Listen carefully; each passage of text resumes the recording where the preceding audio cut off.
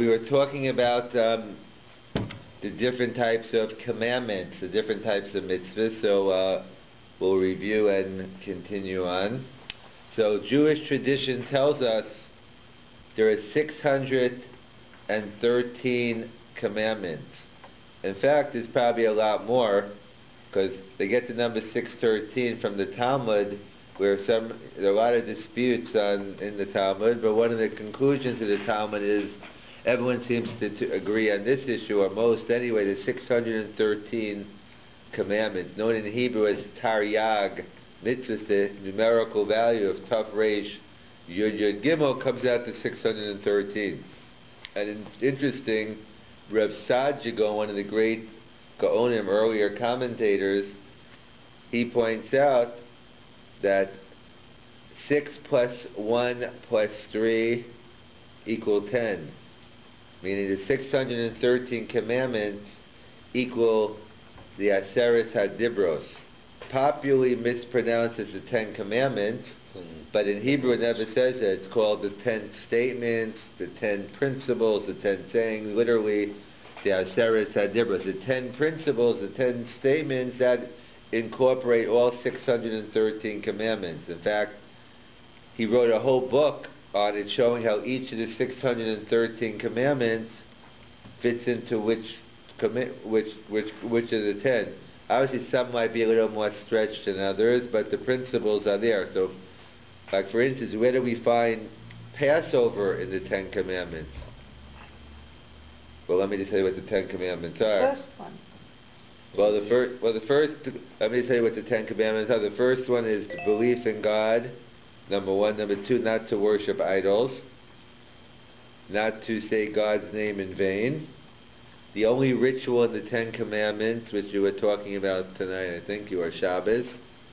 Number 5, honoring mommy and daddy.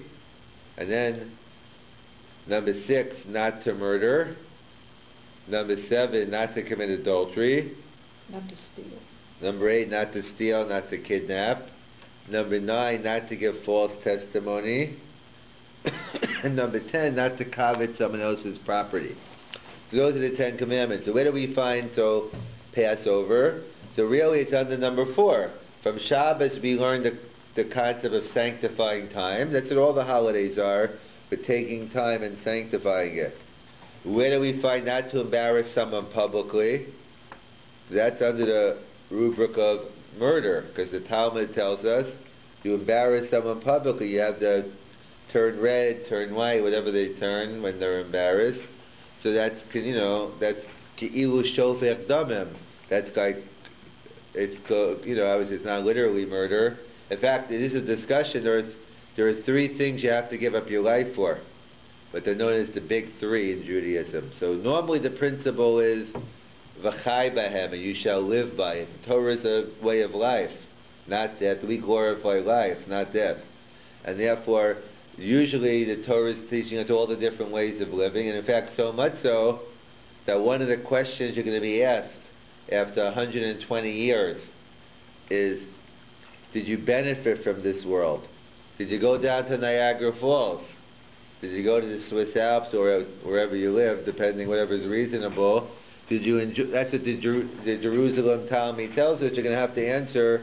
God gave us pleasures in this world, of course the permitted ones, and God's going to want, hopefully, you benefit from it. So it's all about living and enjoying life, and we have very few fast days relative to feast days. We have every week we have a Shabbat, and we have many more Yom Tovim holidays than we do fast days. In fact, there's only one biblical fast day in the whole Bible, and that's Yom Kippur.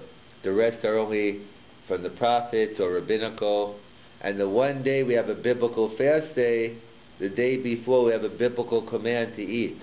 In other words, the Torah is always very concerned about our body health. And that's part of it. You can't serve God. You can't serve anyone. You can't serve yourself. You can't help people. If you're not healthy yourself, you're not going to be able to do much. So the Torah is very concerned with the living. V'chai b'hem. The Torah is a way of life. Of course, it gives you instructions on everything, on death as well, burial, but the focus of, in fact, that's why they asked, where was Abraham?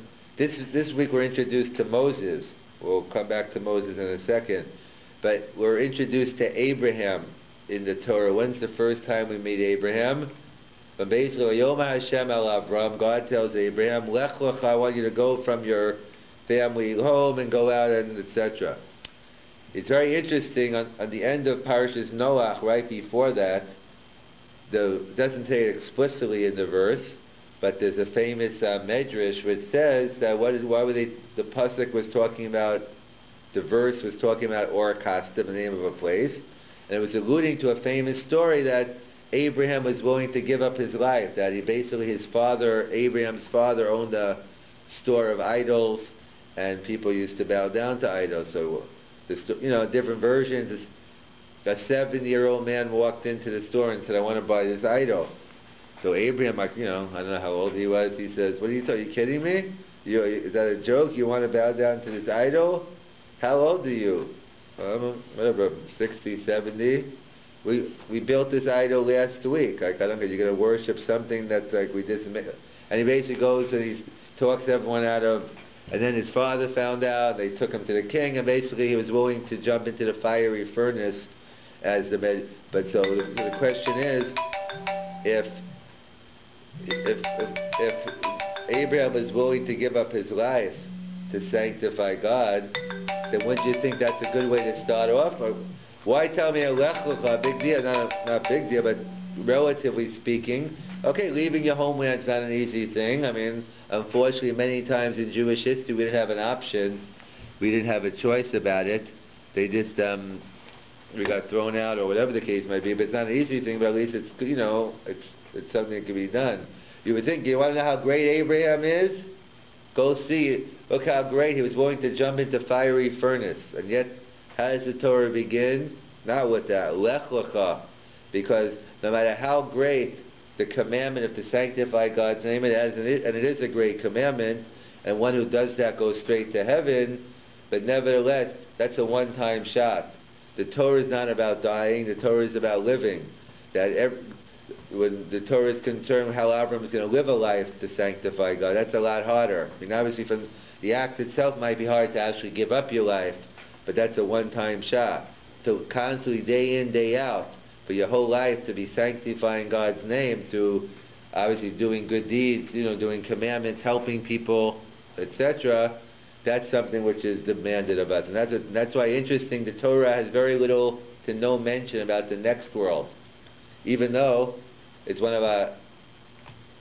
the basic tenets of Judaism. We believe this isn't, as Leo the Rocher said, taking a baseball parable, good guys finish last. And it might be true in this world. You could debate whether it's true or not in this world, but it's certainly not true in the next world. And God, no one's claiming. You see righteous people suffering, wicked people prospering. So clearly, doesn't seem to be black and white justice going on. In this world, we don't believe that that's the way it is. In the next world, God's going to even up everything. So you would think if one of the major tenets is to believe in the next world, I would think it would be plastered all over the Torah. And yet again, no direct mention, only allusions to it which the oral law picks up on. Again, to focus on the same point. And what's the concern? The concern is, if you're going to put too much focus on the next world, if it's all about the next world, you're going to end up negating this world. I'm not going to get into political things of suicide bombers and all that, but basically if you're in a place where you glorify death, that's what's going to happen. If it's all about getting those 72 virgins, 71, 72, whatever it is, and so they're going to, why would an average American teenager do that? They think they could get it without killing themselves. But whatever the issue is it's not something that you're going for. And therefore, in Judaism, we sanctify this world, and through this world, we get rewarded, in the next world as well. So therefore, the Torah is focusing not on the next world, even though it's a basic tenet of our faith. We believe in the resurrection of the dead, and there will be. But the Torah is focusing what we have to do now to get there. Whether you're going to be sitting in the box seats or you're going to be sitting in the nosebleeds depends on what you're doing in this world. How good you are this world will depend on where your season tickets will be. Whether you're going to be on the 50-yard line, behind home plate, or whatever sports you attend. So either way, so that's what So what are the three things one has to give up? So usually the rule is, let's say someone's life is in danger, whether your life is in danger or someone else's life, and it's Shabbos. So normally there are rules about keeping the Sabbath, but in terms of saving one's life, all the rules of the Sabbath go off, and you run to the hospital, you drive to the hospital, whatever you have to do, whatever it takes to get the job done. You treat today like Tuesday, even though on the calendar it says Saturday, Shabbos, but in a life-threatening, and of course you're never going to know if it's definitely life-threatening, even a doubtful life-threatening case, you have to go. And in fact, one of the first laws the rabbi is supposed to teach the community is this law that human life takes precedence over Shabbos. And in fact, it says, one who has to ask the question, it's ki'ilu shofech damim, it's like they're shedding blood. In other words, they think that by the moment, if you're going to go look around for a rabbi, it's going to take you 10 minutes, the guy might be dead by then. And not only that, but it says, the one who is asked, hareza maguna, that's not good. If they have to ask me the question, that means I didn't do my job.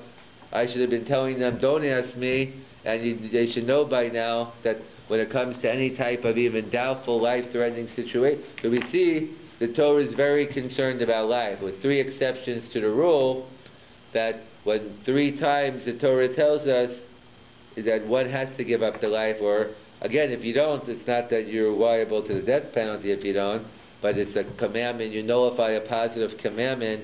And that's why when Maimonides quotes the law, he writes in the positive sense, not in the he says the main mitzvah should be we should try to sanctify God's name by living. But what can we do? You're in a situation where one has to give up their life. So then, for the 3, what are the 3 cardinal sins as they're known? One is if someone puts a gun to one's head and says, either you murder this person or I'm going to kill you, then one has a mitzvah to give up their life. You have no right to kill someone else to save you. Who says the expression of the Talmud is, who says your blood is redder than mine? In other words, who says my life is more important than your life? And as well, if someone says worship idols or worship another god, and so there's idol worship, there's murder, and the other one is illicit relations. Someone puts a gun to and says commit adultery or some form of illicit relations, and then there's a mitzvah to sanctify one's life. So for the big 3, one has a mitzvah to sanctify the life. But the rule is that V'shamru b'nei Yisrael Shabbos, to paraphrase the Talmud, better to desecrate one Shabbos and go to the hospital and be able to keep many more. That's the general principle. So why are these 3 exceptions? Why?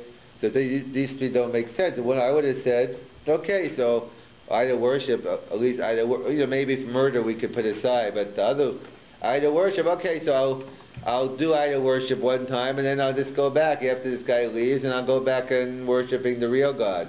Or I'll commit illicit.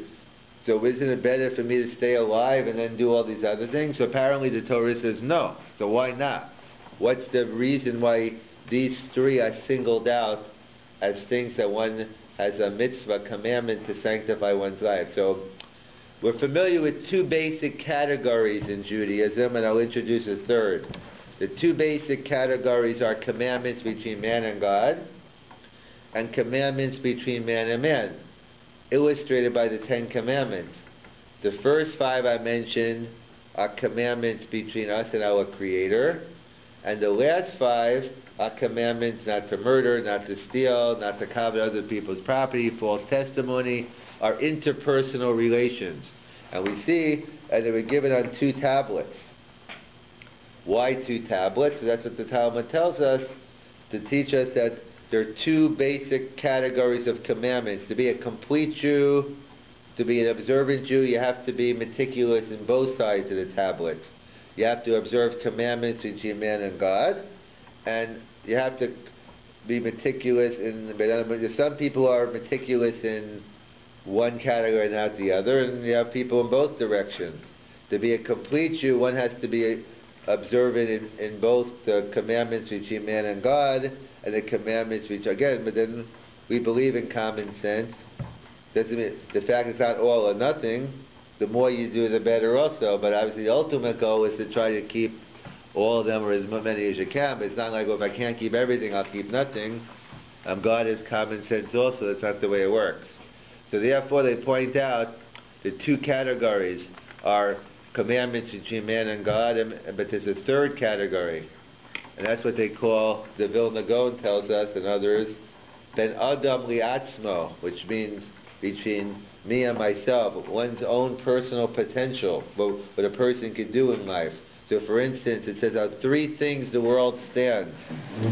Torah, the Bible, avoda, service, the sacrifice, val gemilas chasadim, and on acts of loving kindness.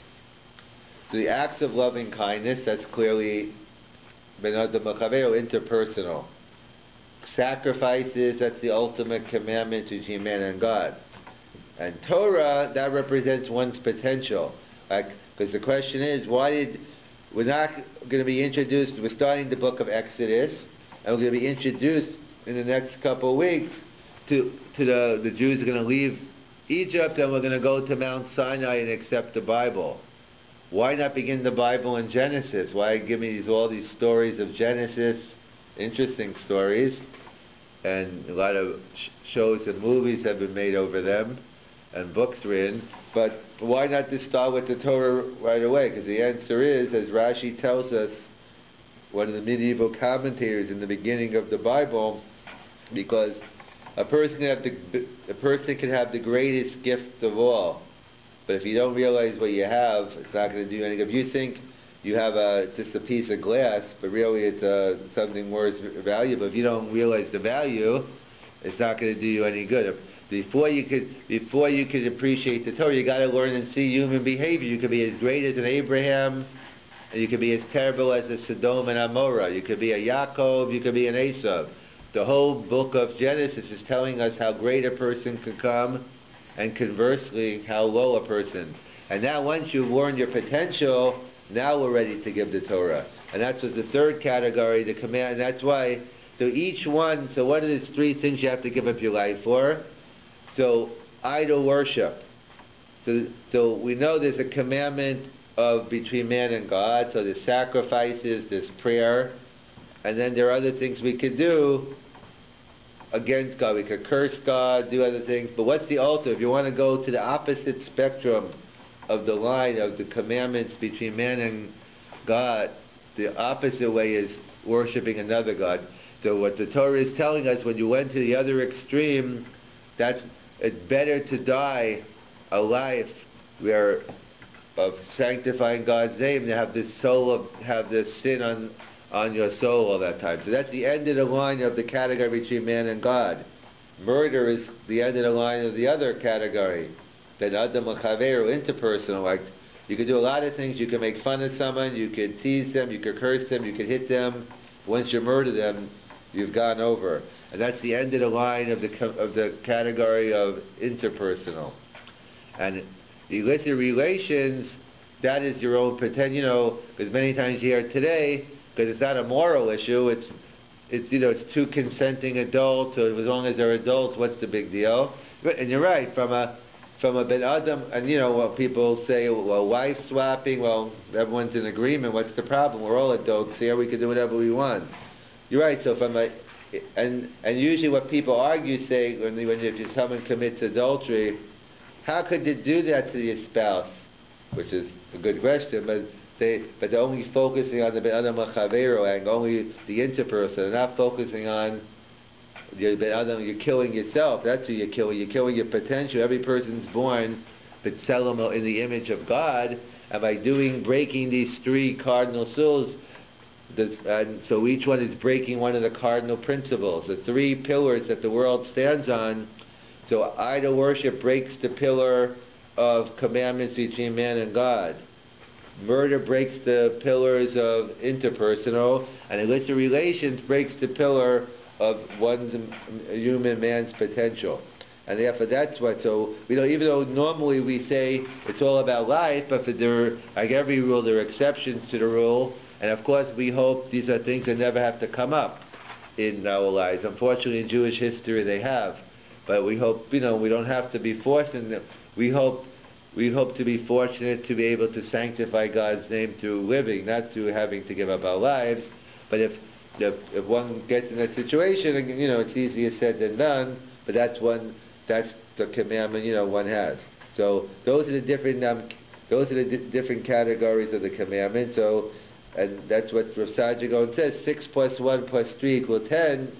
Really, within the 10 commandments, you have the whole Torah, and in fact, that's why honoring one's parents seems to be at first glance to be on the wrong side of the tablets, because we said the first 5 are commandments between man and God. The second 5 are commandments between man and man.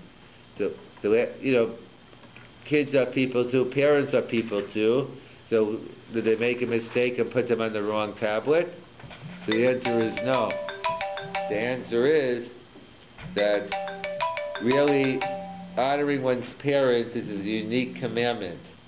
As the Talmud tells us in the commentators, that honoring one's parents is a combination of fulfilling a commandment between man and God and man and man, because as the Talmud tells us, we have 3 creators: Mommy, Daddy, and God. Not necessarily in that order. And therefore, when you honor your parents, you fulfill both with Adam U'Makom and Bedam Makom. You fulfill both sides, the interpersonal as well as the other one. And therefore, that's why it's a perfect transition from 5 to 6 is honoring one's parents, because our parents are our creators also. There's an interesting discussion about honoring grandparents in the commentators. Of course, everyone agrees you should honor your grandparents. Of course, we already know you should honor any elderly person, and for that matter, any middle-aged or young. You should be good to everyone. Every person is born in the image of God, and you have to treat everyone. But of course, there's a special, in addition, the Torah gives us a special mitzvah to treat the elders with respect. That's what Shalom Village's foundation of honoring one's mothers and fathers. That's what it's based on. And obviously, there's a special commandment to honor elders, and specifically, obviously, whether it's your parents, who I guess by definition will be older than you, and your grandparents. So there's an interesting discussion. Is who takes precedence? Let's say your grandfather tells you to do something, and your father tells you to do something, or your grandmother tells you to do something. Which takes precedence? So that's a discussion among the Kama. One interesting argument to say grandparents come first is because it's based on the Talmud has a principle that since it doesn't use it by this case, but it's the principle, I'm just applying it here. The Talmud says, according to one opinion, who argues grandfather comes first. Why? Because since your father is obligated in honoring his father, so therefore you have to honor your grandfather. That's how someone argues. But we don't necessarily assume that way. We assume practical that how your father comes first, because that's obviously more direct, and then your grandfather. Interesting, as we had that last week's portion 2 weeks ago, I think it was by Yigash, where when Yaakov was preparing to go down to Egypt, and he brought sacrifices to his father Isaac. That's what it says, Elokei Yitzchak. So the commentators are all bothered about what happened to Abraham. He didn't care about his grandfather. So there's many different answers, but that's what Rashi writes. We see from here that even though there's a big, tremendous commandment to honor one's grandparents as well, but honoring your parents take precedence. And that's what we assume about this. But obviously honoring one's grandparents is a great mitzvah as well, and that's all in Judaism about looking to our elders for direction. Obviously there's always new things to learn, but we always want to go back to our traditions and see the way it was done. Again, and obviously times change, so therefore, as you have to go, what's going on then. Like, let's say, for instance, what I mean is, let's say there's a halacha the Gemara brings down by fish. The many things that the Talmud talks about medicine and healing. So one of the things the Gemara brings down is, you know when the healthiest time to eat fish is? Don't try this at home, by the way. The healthiest time to eat fish is, let's assume fish stays 7 days. I'm making it up. So it says on the 6th day and like right towards the end, that's the best time. The second before it spoils, that's the healthiest time to eat fish. So obviously that's not something we go by today. To me, the fresher the fish is, the healthier it is. And already one of the medieval commentators, already Tosafos points out, clearly times have changed from the Talmud. Maybe that was true then, but even medieval scholars say obviously that wasn't even true during their time, and obviously you don't follow it anymore. And Maimonides, who is a great rabbi as well as a great doctor, in fact there's a famous story with Rabbi Aaron Selevan, who is one of the big people to start the Musar movement. That's basically focusing, he felt people were getting too caught up in strictly only commandments between man and God, and a person should put a more emphasis on the commandment, on the interpersonal. So that's the Musar movement, to work on yourself, become a better person. So there's a famous story. He went to this town, and there was this poor person in the town who obviously invited him in. But he was real. I don't mean poor by our standards, that you don't have cable TV, you don't have this. I mean, really poor, afflicted with poverty. He had enough food maybe for one meal. And he invited Rabbi Aaron Selevan in to come, whether for Shabbos, come for a meal. So Rabbi Aaron Selevan was stuck, because on one hand he wanted to come, he didn't want to make the person feel bad. On the other hand, there's a halacha, there's Jewish law that you can't take the last piece of bread from someone. If it's a poor person who has one piece of bread, you can't take it. So he didn't know what to do, so he ended up going in. And then when he was serving his food, so Rabbi Aaron Selevan said, my doctor said I can't have it. Okay, well your doctor says it, okay, then everyone's going to listen to that. Your doctor says I can't eat it, I'm allergic, this and that. That was fine. So after he left, some of the students built up the guts to ask, but Rabbi, how did you lie to this guy? What do you mean the doctor didn't tell you that? He said, what? So he answered, what are you talking about? My doctor's Maimonides. Maimonides writes it's prohibited to take the last piece of bread from a poor person. The point being is Maimonides was besides being a great rabbi, he was a great doctor. So Maimonides leaves out many of the Talmudic statements about medicine and healing, because even during his time, he realized it doesn't apply anymore. Just to give a couple of examples, by the mitzvah of Milah, by the mitzvah of circumcision, so there was a law that you had during the time of the Talmud, that for health reasons, of course, you had to heat up hot water, but it was supposed to be done before the Sabbath, but you can't heat up hot water on the Sabbath. It's one of the 39 creative activities of cooking. So you were supposed to heat up the water before the Sabbath, and therefore, when you did the circumcision on the Shabbos day, which you do circumcision even on Shabbos, as long as it's day 8, so they used to have to put hot water on the child before the circumcision, yeah, for health reasons, not for infections, whatever the reasons were. And let's say you forgot to heat the hot water, and you did the circumcision, so either you get a non-Jew to heat up the hot water, or if not, you do it, because the child's in danger now, and as we pointed out, when someone's life is in danger, you desecrate the Shabbos. So that was the law. So Rabbi Yosef Kaira, who lived in the 1500s, he's the rabbi actually who wrote the Shulchan Aruch, and he lived in Tzfat, and it's not the times when that was in the 1500s, nothing to compare with. He writes, I don't see now how heating the water has any impact on the health of the child, and therefore he says, since it's not true anymore, it's prohibited to do this on Shabbos, even though during the Talmud says you're allowed to heat up hot water for the case of a circumcision. However, since that no longer applies anymore, hence he says you are not permitted. Today we have other things to do. We have antiseptics, we have other things. We don't heat up hot water today either. So something just because it applied during the Talmud doesn't mean it applies now. In fact, it's interesting, this discussion is even continuing to that one is No one heats hot water. We don't need the hot water. But one that's still going on today is the question of mitzitza, which that means there's a different parts to the circumcision. There's actually cutting off the two foreskins. There's a foreskin on top you cut, that's what they call the milah.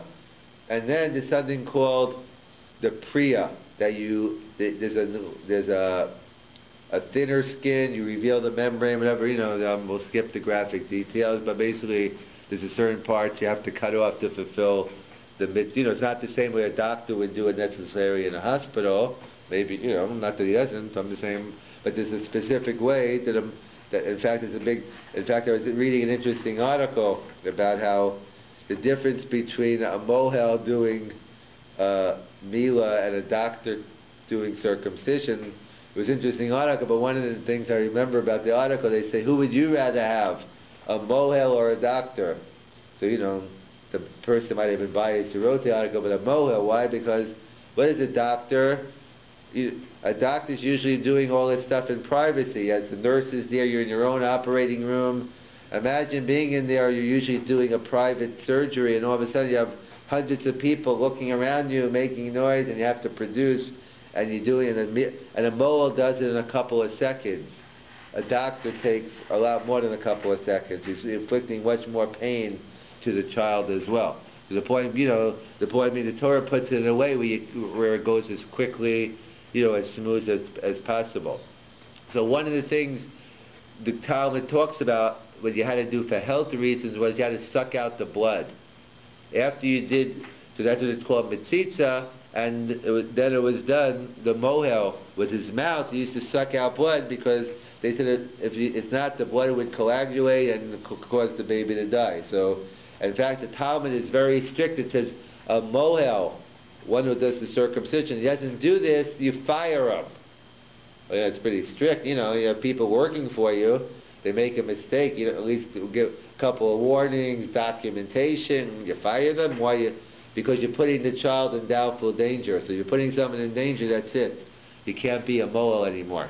So the question is, so today, medical science says many people, the many non-Jews who do circumcision, they don't do mitzitza, and many Jews probably don't do mitzitza, and the child's not in danger. So we assume today it's not really a danger. So there are those who suggested, even in the 1800s, that today that it's no longer dangerous, one does not have to do mitzitza at all. In fact, that was during his time. Today it's clear we have antiseptics that work just as well. However, the question is, if it's just for health reasons, then you're right. Then you wouldn't have to do it today. But others argue that it's not just for health reasons, it's part and parcel of the circumcision.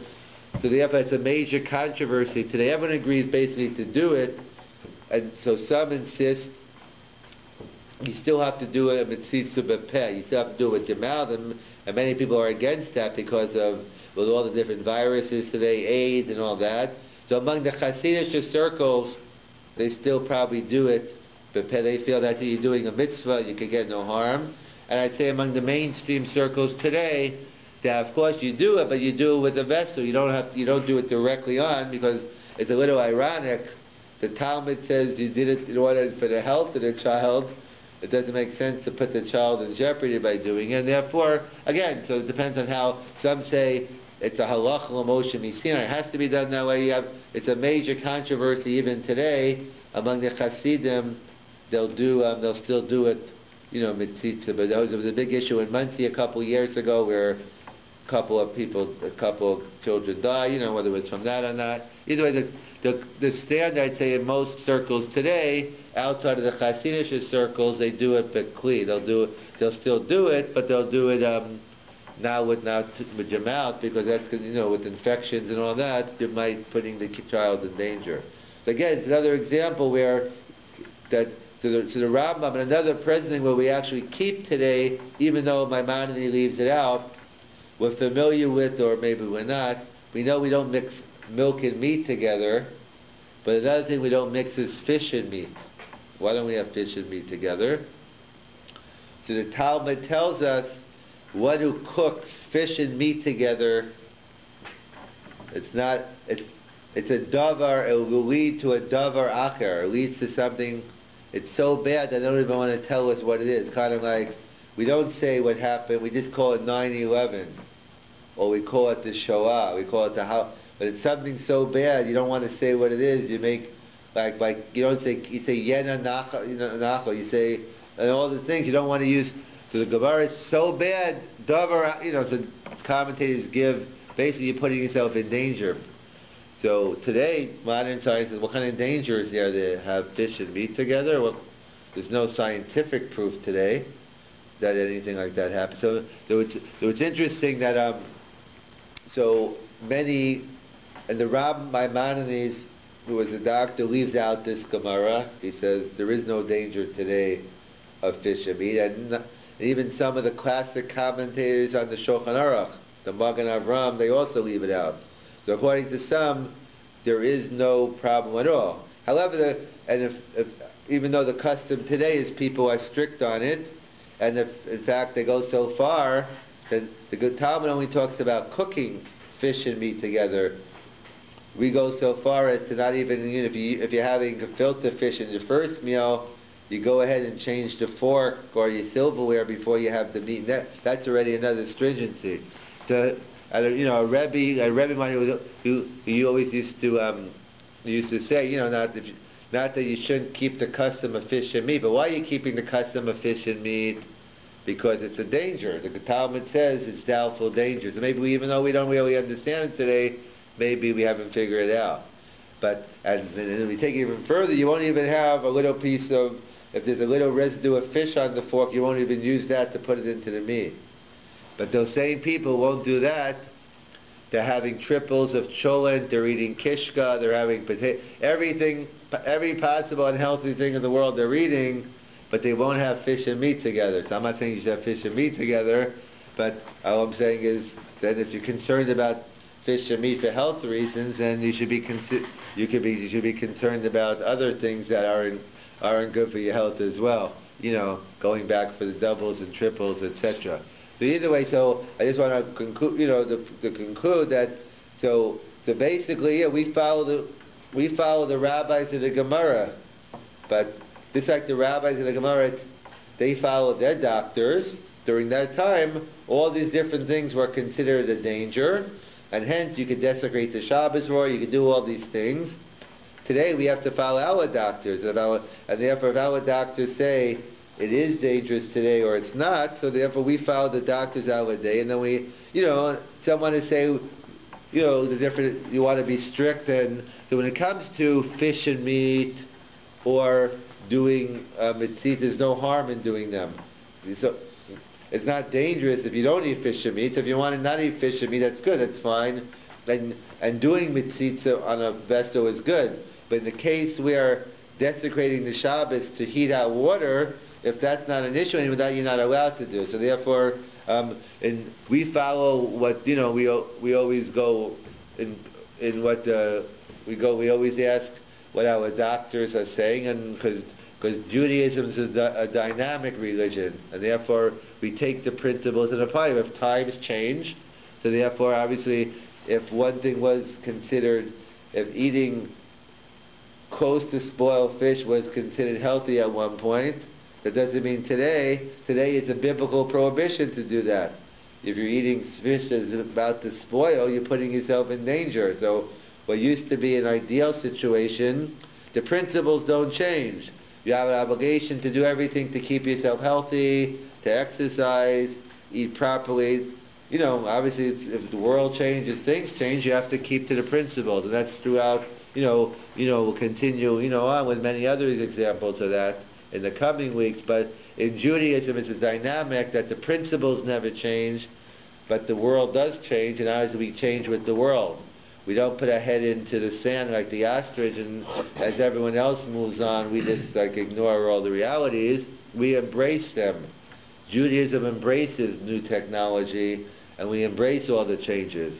And that's what we do. We go in and we take the print. In fact, it was just to conclude, there was one of these professors, I think his name is Jacobson. He he created all these. He used to be a lawyer, and he's involved, brilliant at MIT. He's been involved with many different of these technologies. I think he came to Yeshiva University. I don't know, last year, a couple of years ago. I guess he was not observant. Now he's an observant Jew, and he went around. He walking around speaking to different. He got some students to join, a couple other geniuses to join him back at MIT. But then he was speaking to different rabbis, and he was saying one of the things he started learning. He's been learning for a couple of years, and he said, one thing I know is, like, when I was a lawyer, I could draft a contract that the law has nothing to say about. I could write you a contract about anything I want, and it's not enforceable because the law has you can't find anything. But he says, I noticed in Judaism you don't have that. Judaism covers everything, 24/7, the time you wake up in the morning till you go to sleep at night, any area because Judaism is dynamic. The principles were given to Moses at Mount Sinai, and that was given to all future generations, the rabbis of all the future generations, all the Torah scholars, to take the principles and apply them to all situations. So, of course, you might have disputes how you apply them, but there's nothing that Judaism doesn't discuss, either directly or indirectly. And obviously you have to know Judaism pretty well. You got to know the Bible and the Talmud very well.